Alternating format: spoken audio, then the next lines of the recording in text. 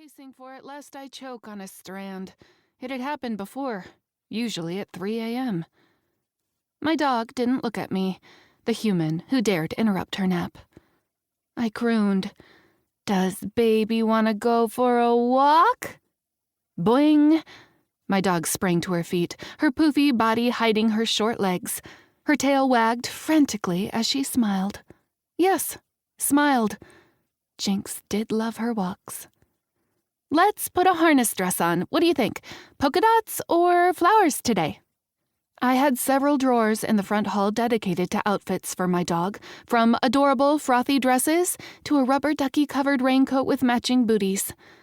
Jinx eschewed my suggestion of a very bright red halter dress with matching leash, and instead chose a pink vest studded with rhinestones. Despite the sun, the fall weather had arrived with a sharp wind, so I wore a warm Sherpa coat and ankle-high black boots. Like I said, I don't jog.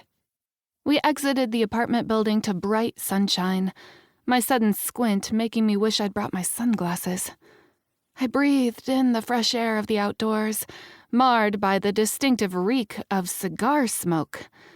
Rare nowadays, given most people had moved to vaping. A glance showed a figure in a pea coat over slacks, with neatly coiffed hair and a freshly shaven jaw. The gentleman cut a rather elegant figure, though, and had to be new to the neighborhood since we'd never met. Yes, I was nosy enough to want to know who lived on my block. Annoying people were subtly encouraged to move, like that shrill priss who used to live across the street and thought she could lecture me on the joys of veganism. She crossed a line when she started in on my beloved Jinx, claiming some bullshit about pet ownership was akin to slavery and should be abolished. She even dared to unclip the leash and tell my dog to run free. At the time, a less than impressed Jinx glanced at me, and I shrugged and said, "Your choice, baby." Baby chose to chase the annoying twat before returning to me with a smirk. Slave my ass. If anyone held the upper hand in our relationship, it was my dog. Given that neighbor didn't learn her lesson and kept haranguing, a few minor spells led to her breaking her lease early. I wondered if it was the roaches or the food constantly rotting in her fridge that led her to snapping. The gentleman standing at the bottom of my stoop smiled in my direction, and my tummy fluttered. What a handsome specimen. He had a matching sexy deep voice, too. "Lovely afternoon, isn't it?" The weather. The inane conversation starter used by people around the world. "We don't have many left before winter." "Indeed we don't, Miss Gray." I stiffened. "Excuse me? How do you know my name? Who are you?" My suspicious side immediately wanted to know because this was obviously no chance encounter. "Not going to guess?"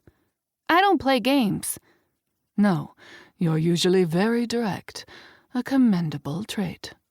"You speak as if you know me." "Because I do. You and I are closely linked." At that claim, I snorted.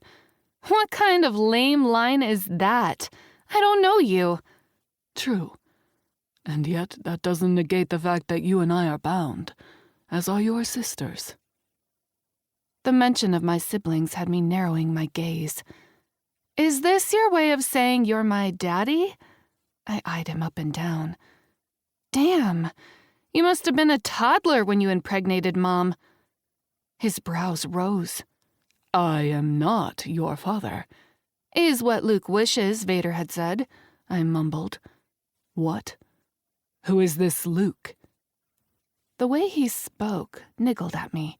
Like, who didn't know the infamous Luke in that line from the movie?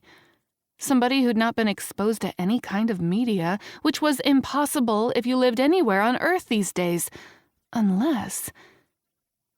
"Are you going to keep playing word games, or are you going to tell me who you are?" "Can't you guess?" I crossed my arms. "I'm the god of monsters. You may call me Typhon, seeing how you are going to help me retrieve my magic." I blinked at him, then took my time sizing him up. Tall, well over